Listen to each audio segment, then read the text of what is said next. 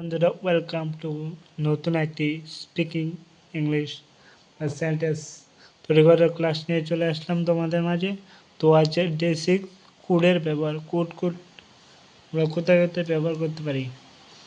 আমি হাঁটতে পারি, I could work, you could do the work, তুমি এই কাজটা করতে পারো, মানে you could do the work. দয়া করে সময়টা আমাকে বলতে পারবে? Could you please tell me the time, tell me the time. দয়া করে সময়টা আমাকে বলতে পারে? Could you please tell me the time. আপনার দুটো বইটা দয়া করে আমাকে ধার দিয়ে দেবেন। Could you lend me your book, could you lend me your বুক। এভাবে সেন্টেন্স খুঁজতে তোমরা তৈরি করো।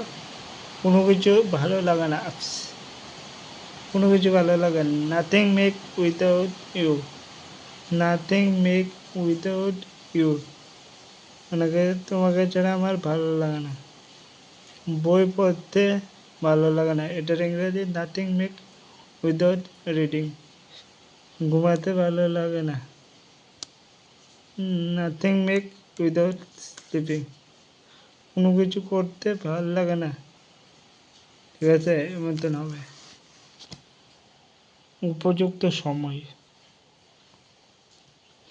এখন আমাদের ইংরেজি শেখার উপযুক্ত সময়। It is the high time, it is the high time I speak English by I learned English. নাহলে তো শেখা, স্পোকন বলা, মানে ইংরাজি কথা বলা দরকার।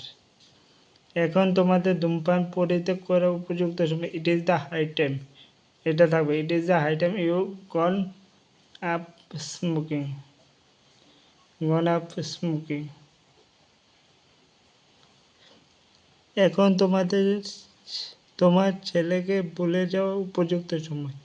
আমরা বলি না মরে গেছে, ওকে ভুলে যেতে হবে।